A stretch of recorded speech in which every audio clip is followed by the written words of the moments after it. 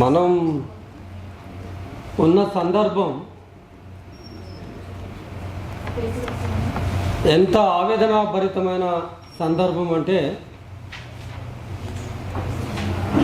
మొన్న మధ్యలో రష్యా అధ్యక్షులు పుతిన్ ఆయనను మన దేశ ప్రధానమంత్రి తాను స్వయంగా విమానాశ్రయానికి వెళ్ళి రెడ్ కార్పెట్ వేసి ఆనందంతో పొంగిపోయి కౌగలించుకొని ఆయనను ఈ దేశంలోకి ఆహ్వానించిన దీనమైన స్థితిలో భారతదేశం ఇవాళ కూరుకుపోయింది.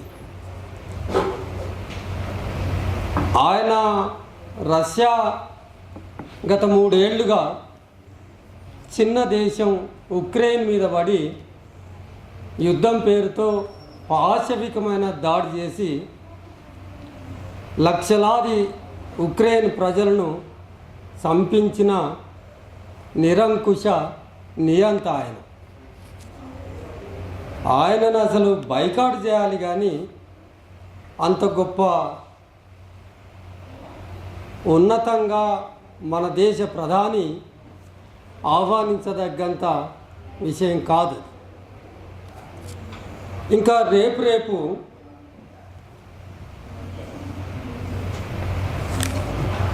ఇజ్రాయెల్ ప్రైమ్ మినిస్టర్ను కూడా ఆహ్వానించే పరిస్థితి ఏర్పడుతుంది. ఆయన పాలస్తీనా మీద దాడి చేసి ఎంతమందిని చంపినా, ఊచకోత కోసినా, చిన్నపిల్లల్ని ముసలోళ్ళను చంపేసినా కానీ అవన్నీ ఖాతరు చేయకుండా మనకి ఇజ్రాయెల్ టెక్నాలజీ ఇప్పటికే తీసుకున్నాం. ఆ టెక్నాలజీ కావాలి కనుక ఆయనను కూడా ఆహ్వానించే మనం ఆశ్చర్యపోవాల్సిన అవసరం లేదు.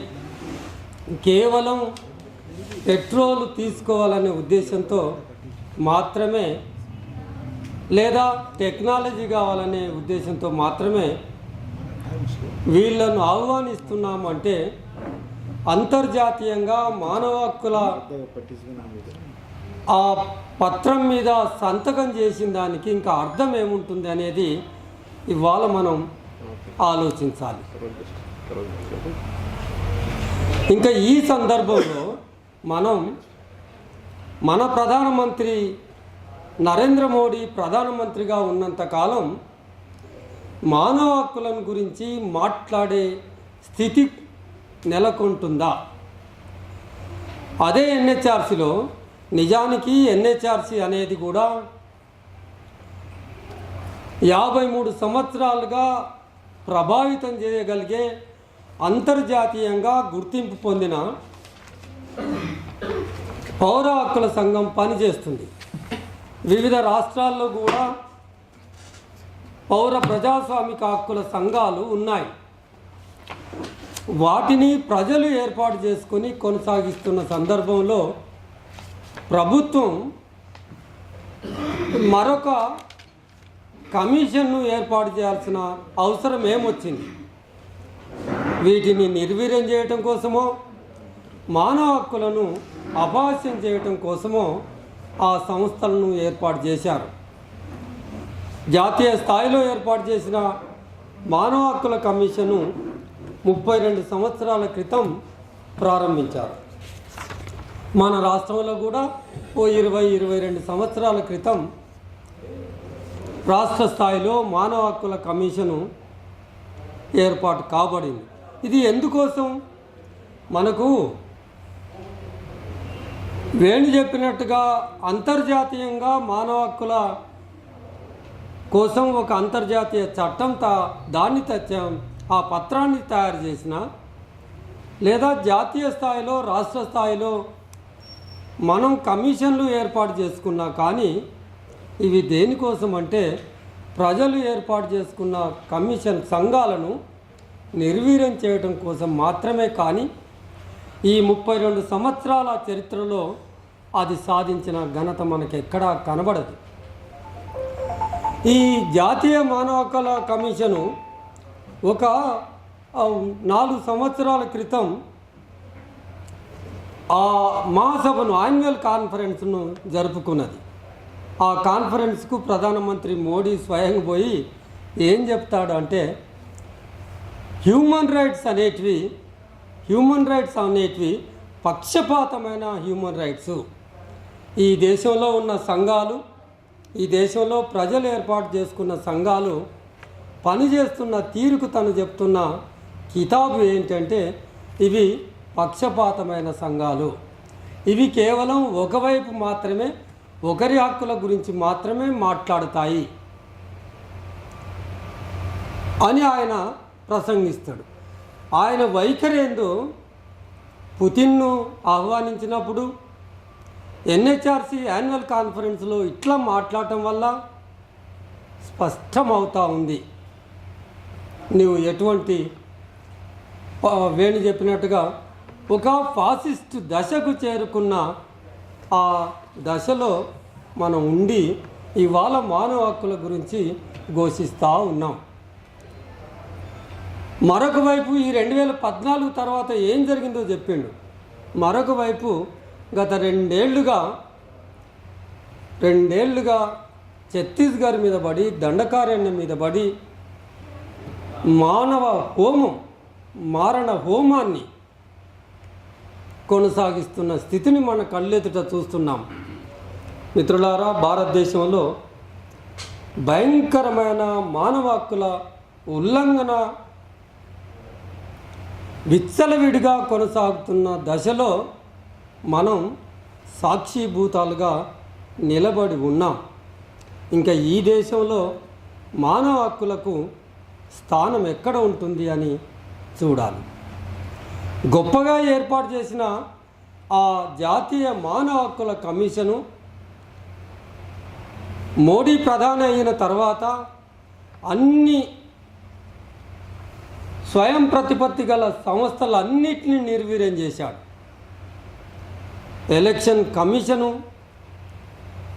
ఎన్ఫోర్స్మెంట్ డైరెక్టరేటు, అంటే స్టాచ్యుటరీ బాడీస్ ఏవైతే ఉంటాయో అన్ని బాడీస్ను, అన్ని సంస్థలను నిర్వీర్యం చేశాడు. అట్లాగే మానవ హక్కుల కమిషన్ కూడా నిర్వీర్యం కాబడింది. సారు చెప్పిండు, దాని గ్రేడు ఏ నుంచి బికి దిగజారబడింది. ఒక్కసారి బిగా నిర్ధారించబడ్డ తర్వాత ఇంటర్నేషనల్ హ్యూమన్ రైట్స్ కౌన్సిల్ అని ఒకటి ఉంటుంది. ఇంటర్నేషనల్ హ్యూమన్ రైట్స్ కౌన్సిల్లో సభ్య సంస్థగా ఉండటానికి అర్హత కోల్పోయింది. ఇంకా అది ఎంత పని చేస్తుందో మనం అర్థం చేసుకోవచ్చు. ఇంకా ఎందుకు ఉంటుందో కూడా మనం అర్థం చేసుకోవచ్చు. అంటే ఈ సంస్థను కూడా నిర్వీర్యం చేయటం వల్ల మనకు రాష్ట్ర అనుభవం ఉంది.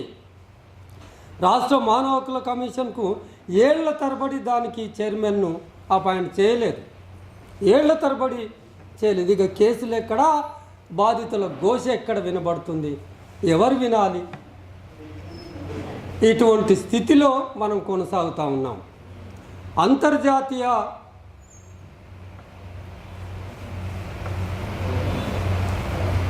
ప్రపంచవ్యాప్తంగా ఉన్న దేశాలను అంతర్జాతీయ ఐక్యరాజ్యసమితి అధ్యయనం చేస్తే ఏ దేశంలో చిత్రహింసలు అధికంగా జరుగుతున్నాయని అధ్యయనం చేస్తే మానవుల చిత్రహింసలు పెట్టే దేశాలలో భారతదేశం మొట్టమొదటి దేశం. లాకప్ మరణాలు మనకు చూస్తూ ఉన్నాం, సంవత్సరానికి పెరిగిపోతున్నాయి. మన దేశంలోనైతే 2400 2024లో, 2025లో అది 2739కి పెరిగింది. మొత్తం ప్రపంచ దేశాల్లో మొట్టమొదలు ప్రమాదకారిగా మారిన దేశం ఏదంటే భారతదేశం. అదేవిధంగా మహిళల ఉనికికి ఏ దేశం ప్రమాదకారిగా ఉంది మహిళల సంరక్షణకు అంటే భారతదేశం అత్యంత ప్రమాదకరమైన దేశంగా మనకు కనబడుతూ ఉంది. ఇటువంటి పరిస్థితుల్లో మానవ హక్కుల సంరక్షణ గురించి వాటి ఉనికి గురించి, కొనసాగింపు గురించి మనం ఏం మాట్లాడతాం, ఎక్కడ మాట్లాడతాం, ఎవరికి మొరపెట్టుకుంటాం అనేది ప్రధానమైన అంశం. ఇట్లా మహిళలకు అపాయంగా ఉంది, పోలీసు లాకప్లో వేసి చంపుతూ ఉన్నారు అని మాట్లాడే మానవ హక్కుల పరిరక్షకులు ఎవరైతే ఉంటారో ఆ మానవ హక్కుల పరిరక్షణకు వాళ్ళ మీద కేసులు పెట్టి, యూఏపీఏ లాంటి కేసులు పెట్టి, అక్రమ కేసులు పెట్టి సంవత్సరాల తరబడి, ఇందాక చెప్పింది, సంవత్సరాల తరబడి జైల్లో ఉంచుతూ ఉన్నారు. కనుక 2 చట్టాలు కావాలని ఇవాళ ఈ వేదిక మీదంగా మనం డిమాండ్ చేయాలి. ఒకటి, టార్చర్ చేసి, సెల్లులో వేసి, పోలీసు లాకప్లో వేసి, చిత్రహింసలకు గురి చేసి, చచ్చేంత వరకు కొట్టడానికి, చంపేంత వరకు, చచ్చిపోయేంత వరకు కొట్టిన పోలీసు అధికారులను శిక్షించటానికి ప్రత్యేకమైన చట్టం ఏర్పాటు చేయాలి. అసలు శిక్షార్హమైన చట్టమే లేదు. పోలీసులు టార్చర్ చేస్తే వాళ్ళను శిక్షించటానికి ఒక చట్టమే లేదు. మనం ఈ వేదిక ద్వారా టార్చర్కు గురి చేసిన పోలీసు అధికారుల పైన వాళ్ళను శిక్షించటం కోసం, వాళ్ళను శిక్షార్హులను చేయటం కోసం ప్రత్యేక శిక్షార్హమైన చట్టాన్ని ఏర్పాటు చేయాలి భారత ప్రభుత్వం. రెండవది, ఇష్టానుసారంగా ఎవరైతే యాక్టివిస్టులు ఉంటారో, మానవ హక్కుల కార్యకర్తలు ఉంటారో వాళ్ళ మీద కేసులు పెట్టడం కూడా నేరమని ఆ డిమాండ్తో కూడా మనం ముందుకు సాగాలని, ఈ నూతన డిమాండ్ మనం భారత ప్రభుత్వం ముందు పెట్టాలని ఈ సందర్భంగా తెలియజేస్తూ ఈ అవకాశం ఇచ్చిన సిటీ కమిటీకి ధన్యవాదాలు.